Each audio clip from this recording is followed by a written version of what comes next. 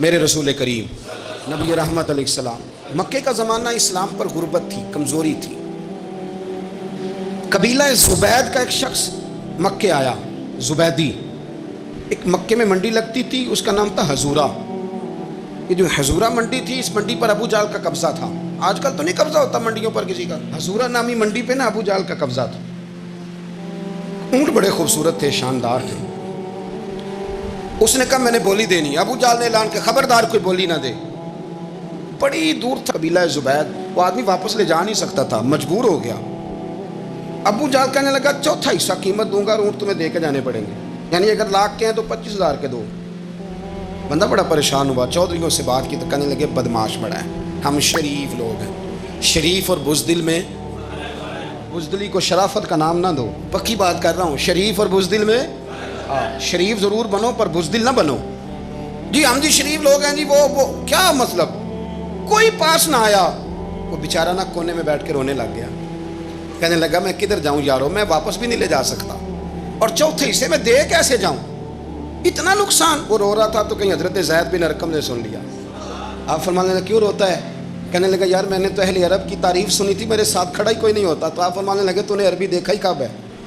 اگر کائنات کا حسین و جمیل عربی دیکھنا ہے تو جا حرم مکہ میں بیٹھا ہے، مکھ چند بدر شاہ شانی ہے تے متھے چمک دی لاٹ نورانی، کالی زلف تے اکھ مستانی، مخمور اکھی ہیں نا مت بریاں سبحان اللہ، ما اجمل کا ما احسن کا ما اکمل، کتھے مہر علی تے کتھے تیری ثنا، مشتاق اکھی کتھے جال۔ تو نے دیکھا کب ہے؟ اگر عربی دیکھنا ہے نا تو وہ بیٹھا ہے، جا کے حرم میں ٹیک لگائے، مظلوموں کے والی، غریبوں کے ماوا، رسول رحمت، ایک سادی سی چادر اوڑے حضور بیٹھے تھے۔ وہ زبیدی کہتے میں آیا، نبی کریم کو بات سنائی، حضور فرمانے لگے این الجمل کا، او کدھر ہے تیرے اونٹ؟ عرض کی حضور وہ وہاں ہیں۔ فرمایا چل نا۔ حضور کوئی بولی نہیں لگا رہا، کوئی خرید نہیں رہا، ابو جہل گھنٹا پڑا، اس کے ڈر سے سہم گئے۔ حضور فرمانے لگے چل نا میں بولی لگاتا ہوں۔ اور دیکھو نرخ بازار محبت کا انوکھا ہو گیا، خود خریداروں شامل آ کے مولا ہو گیا۔ نبی کریم نے حضرت سعد بن ابی وقاص کو بلایا، حضرت عمر کو، حضرت ابو بکر کو، مدد کے لیے نہیں۔ حضور فرمانے لگے میری جیب میں پیسے تھوڑے ہیں، ظاہری طور پہ تھوڑے ہیں، ورنہ تو کائنات کے خزانوں کی کنجیاں حضور کے پاس، تھوڑے تھوڑے پیسے تو بھی بولی دینی ہے۔ سب سے پیسے لیے میں چلو بولی لگانے چلے۔ حضور آئے، اللہ اکبر، یہ میرے رسول کا طریقہ ہے، آؤ ذرا تھوڑی دیر کے لیے سوچیں۔ ابو جہل بیٹھا ہے بڑی مسند پہ، قربان جاؤں مدینے والے حبیب۔ وہ زبیدی کہتا اس کے کپڑے مہنگے تھے، حضور کے سادے تھے، اس نے بڑی پگڑی باندھی تھی، حضور کی سادی تھی۔ کہتے ہیں وہ آنکھیں اٹھا کے بات کرتا، مدینے والے نبی آنکھیں جھکا کے بات کرتے۔ وہ بولتا جاتا، حضور تھوڑے تھوڑے سادے سادے ٹھہر ٹھہر کے جملے بولتے۔ کہتے ہیں نبی کریم علیہ السلام اس کے ساتھ آ کے حضور بیٹھ گئے اور فرماتے ہیں میرے رسول کریم نے اپنا جبہ سیدھا کیا، پگڑی کو حضور نے سیدھا کیا اور فرمایا چل لگا بھائی بولی۔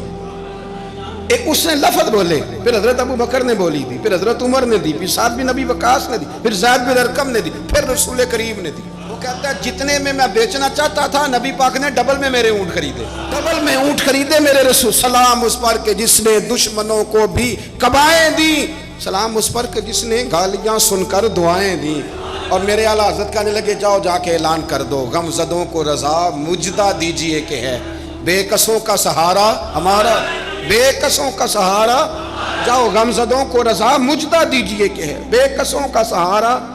رسول کریم صلی اللہ علیہ وسلم نے نا خریدا مال، اور حضور سید عالم وہاں سے نکلے، اور نکلتے وقت حضور فرمانے لگے ابو جہل تیری آج شکایت آئی ہے، آج کے بعد نہ آئے، مکہ سارا اس کے ساتھ ہے، حضور کی مخالفت ہو رہی ہے، 40 لوگ ہیں صرف کلمہ پڑھتے، اور دین کا کام دار ارقم میں قید ہو کے کرنا پڑتا ہے، لیکن جب ظالم کے خلاف نکلے ہیں تو پھر دار ارقم میں بند ہو کے نہیں، پھر میدان میں نکلے اور فرمایا آج کے بعد تیری شکایت نہ آئے۔ کہنے لگا جی بالکل نہیں آئے گی، میں آپ کو موقع نہیں دوں گا۔ حضور چلے گئے تو پیچھے سارے کافر اس کے گرد اکٹھے ہو گئے، کہنے لگے ہم پہ تو بڑا روب ڈالتا ہے، اب تجھے کیا ہوا، پانی ہو گیا، تم کیا کون سا سانپ سونگ گیا، بولا ہی نہیں۔ کہنے لگا مجھے لات و منات کی قسم، جب مصطفیٰ کریم میرے پاس آئے تو ان کے ساتھ ایسی ایسی طاقتیں تھیں، نیزے تھے، برچیاں تھیں، بھالے تھے، مجھے لگتا تھا میں نے سی کی تو میرے ٹکڑے ٹکڑے کر دیں. کہنے لگے جب پاگل ہو گیا, ان کے پاس تو چھڑی بھی کوئی نہیں تھی, وہ تو خالی ہاتھ ہیں, بکواس کرتا ہے, کچھ بھی نہیں تھا. کہنے لگا مانو نہ مانو, ان کے پاس بڑا کچھ تھا. اور اگلی بات جو اس نے کی وہ تاریخ میں محفوظ ہے, وہ تاریخ میں محفوظ ہے, وہ تاریخ میں محفوظ ہے, وہ تاریخ کا حصہ ہے. ابو جہل کہنے لگا اٹھتے ہی کہ مجھے لگتا ہے جب تک محمد ابن عبداللہ موجود ہیں یہ ہمیں ظلم نہیں کرنے دیں گے, یہ ہمیں کوئی زیادتی کرنے, تاریخ میں محفوظ ہے جملہ ابو جہل کا. کہنے لگا جب تک یہ موجود ہے ہمیں کوئی زیادتی کرنے. حضرت فرمایا کرتے تھے زندہ نبی کے ماننے والوں زندہ بن کے زندگی گزارو. زندگی زندہ دلی کا نام ہے, مردہ دل کیا خاک جیا کرتے. جو قومیں سر اٹھا کے جیتی ہیں وہ زندہ ہوتی ہیں. اس لیے اپنی زندگی میں حق کے خود اختیاری پیدا کریں, جینا سیکھیں, لڑنا سیکھیں, میدان میں رہنا سیکھیں.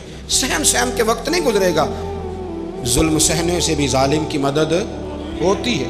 لہٰذا حق لینا سیکھیں, حق پر کھڑے ہونا سیکھیں, اپنے مزاج میں یہ باتیں پیدا کریں. مجھے خاتون نے پوچھا, میرا بھائی کہتا ہے حصہ لے لے پھر میرے مرے کا منہ نہ دیکھنا. میں کہا پتر تو حصہ لائے نہ منہ ویکھی ہوتا, کوئی ضرورت نہیں, منہ ایسے ظالم کا منہ ویسے بھی نہیں دیکھنا چاہیے جو بہنوں کا حصہ کھا جائے. میں نے کہا تو منہ دیکھنے کی کوئی ضرورت, یہ کوئی بلیک میلنگ ہے. ابا کہتا ہے حصہ لے لو منہ نہ دیکھنا. میں کہا بالکل نہ ویکھی, تو بلکہ آنکھ میں دیکھنا بھی نہیں چاہتی. ادھر رکھ, اللہ رسول نے مقرر کیا میرا حصہ. کیا فلسفہ ہے ہمارا, جو بات غلط ہے اس پہ لوگوں کو بلیک میل کرتے ہو. جائز بات پہ ڈٹنا سیکھو. آپ جب ڈٹ جاتے ہیں نا تو پھر اللہ مدد کرتا ہے, پھر اللہ تتنزل علیہم الملائکہ, پھر اللہ فرشتے بھی نازل کرتا ہے. حضور نے فرمایا جو جان کی حفاظت کرتے مر گیا وہ بھی شہید, جو مال کی حفاظت کرتے مر گیا وہ بھی شہید, جو دین کی حفاظت کرتے مر گیا وہ بھی, جو خاندان کی, اپنے گھر کی, اپنے بچوں کی حفاظت کرتے مر گیا وہ بھی. اتنا بڑا درجہ حضور نے بیان کر دیا ہے.